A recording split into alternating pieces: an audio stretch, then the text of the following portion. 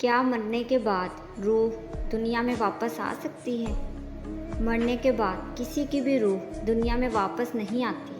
لوگوں میں یہ ایک بہت بڑی غلط فہمی ہے کہ جمعرات کی رات یا 15 شعبان کی رات روحیں واپس آتی ہیں۔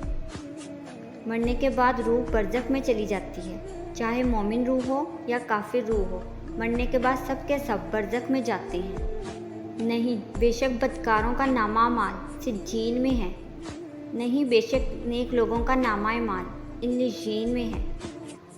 کچھ لوگوں کا کہنا ہے کہ مرنے کے بعد 40 دن تک روح گھر میں رہتی ہے یا پھر انہیں مرنے والا شخص نظر آیا وغیرہ وغیرہ، تو ایسا کچھ حقیقت نہیں۔ اسلام میں ایسی بات کی کوئی حقیقت نہیں۔ اسلام کے مطابق انسان کی روح نکالنے والا فرشتہ حضرت عزرائیل انسان کی روح کو فوراً برزخ میں چھوڑ آتے ہیں اور وہاں سے واپسی نہیں۔ جب انسان کی پیدائش ہوتی ہے تو شیطان ہر ایک انسان کے پیچھے ایک شیطان لگا دیتا ہے جو ہماری پیدائش سے ہمارے ساتھ ہوتا ہے۔ اس کا نام حمزاد ہے۔